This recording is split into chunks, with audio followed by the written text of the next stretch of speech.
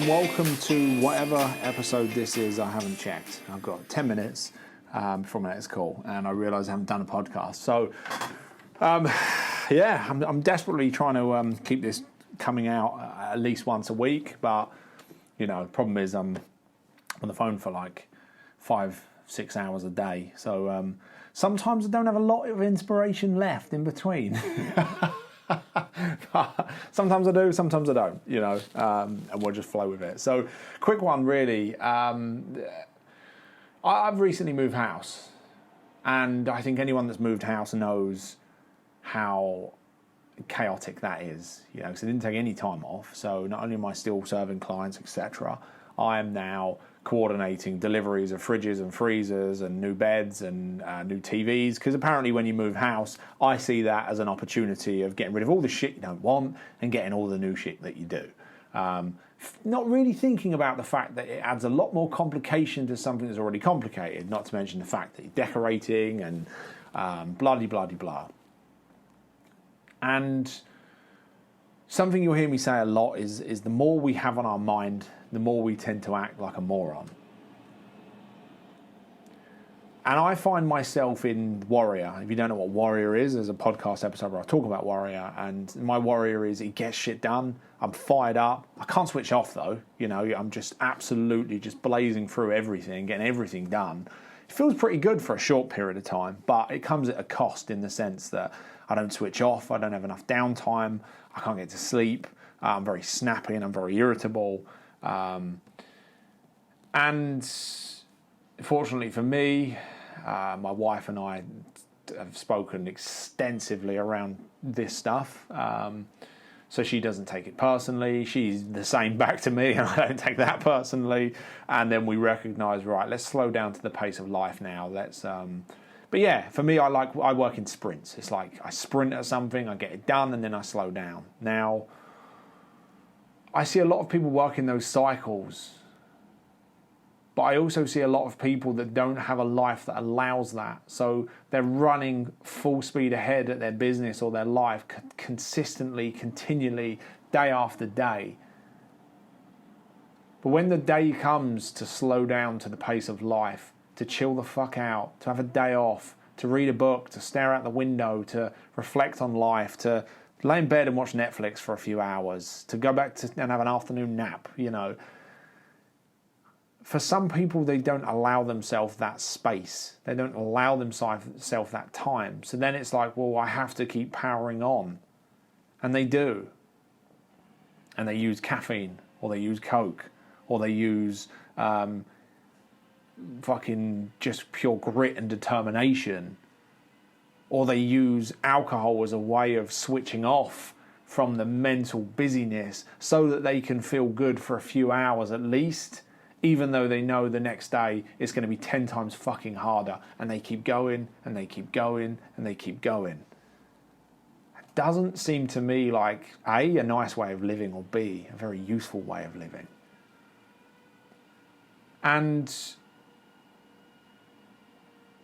for me, that's usually where those negative habits come from. Eating, drinking, other stuff.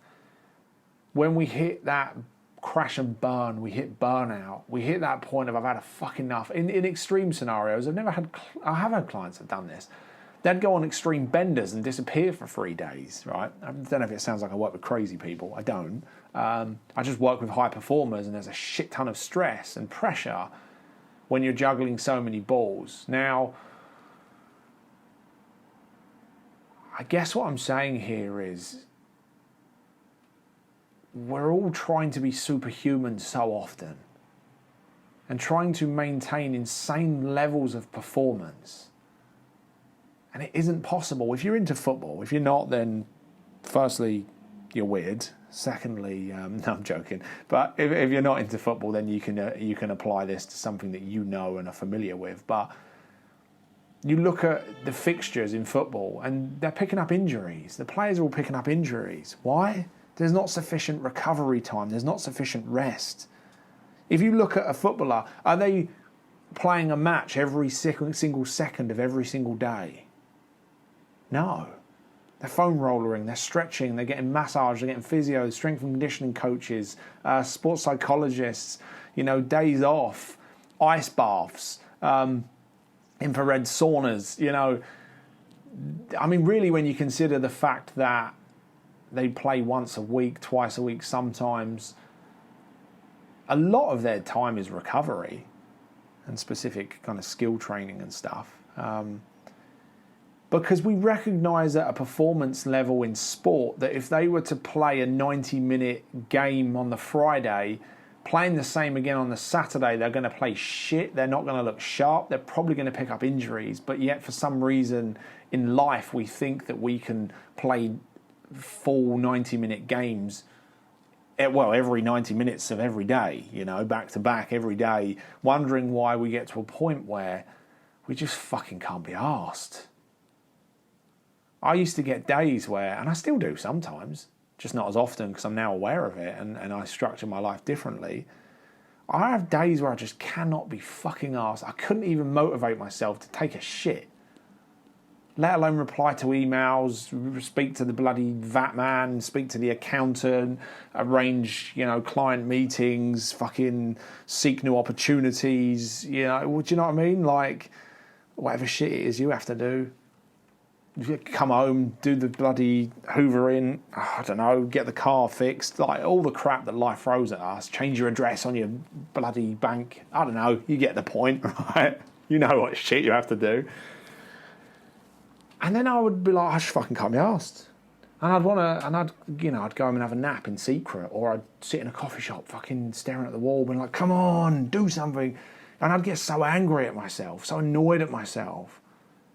I'm so fucking lazy. Why am I being lazy? Yesterday I was on fire. Yesterday I felt like I could take over the world. I was doing so much. I got my week's to-do list done in a day, and then today I feel like I can't even be asked to even fucking get up. And I'd force through it, but this battle in my head feeling like shit. And it's like, and I don't know if this is the right answer for anyone else, but, I've got my own experience, my clients' experiences. What I've found is when we give ourselves permission to just slow down from time to time, to chill the fuck out from time to time, to do whatever it is that you know to do,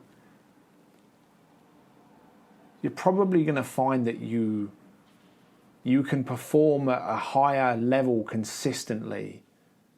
There'll be ebbs and flows, peaks and troughs. Sometimes you're on your A game, sometimes you're on your B game, but it's more consistent and even. And I guess what I'm saying is, sometimes I find it's like if I'm pushing it, and then I recognise, right, I need to just slow this down a bit now. And I feel like a little bit like I can't be arsed. That's cool. That's all right. And I can slow it down, and I can give myself permission. I don't feel like reading today. So fucking what, I might even get to the gym and be like, I'm just not up for a full-out session, so I'm going to do some foam rollering, I'm going to do some stretching, I'm going to do a chest session because it's easier. Whatever it is. I'm not going to run 50 miles today. I'm not going to fucking split my arsehole open riding 50 miles on a bike, like... Sometimes we need that, because if you don't allow yourself to slow down from time to time, not only is life shit sometimes from that place, but your body will find a way of stopping you. It will find a release. It will find a crutch. It will find a... I'm looking for a word here that I can't seem to find. It will find a... Yeah, release is the best word I can come up with. You get what I'm pointing at with this. I just see so many people with such high standards on themselves.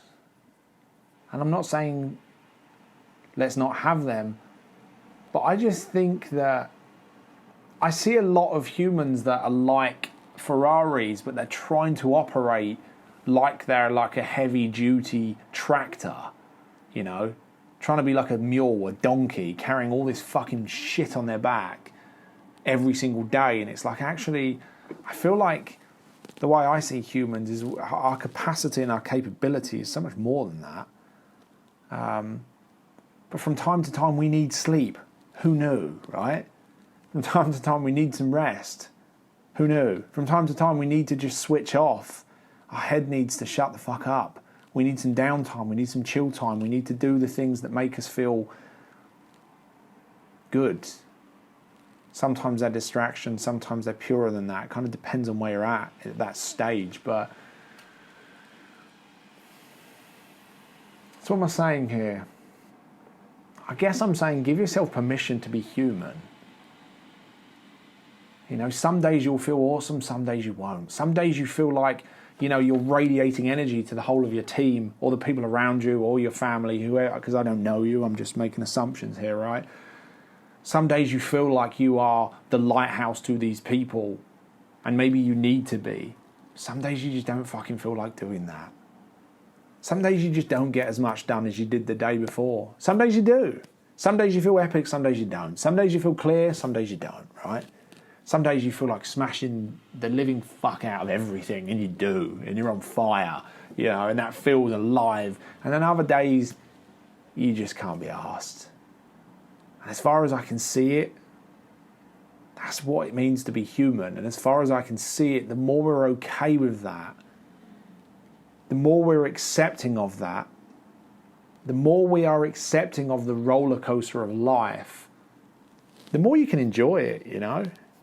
The slow climb can be fun. You can take in the view because it's the part of the ride that goes the slowest and you can enjoy it, you know, and the absolute descent into, you know, chaos, well, not necessarily chaos, but the rapid decline into wherever the roller coaster is taking you can be equally thrilling. That's the most thrilling part of the ride sometimes, like the loops, the bends, you know, I'm stretching this metaphor here, but the more we can just notice that that's the nature of life, the more we can actually enjoy it and be at peace with it and stop fighting against it, you know? You know, like when someone gets on a roller coaster and they're screaming, "Get me off." It's like it's too late now. You're not getting off here until it finishes.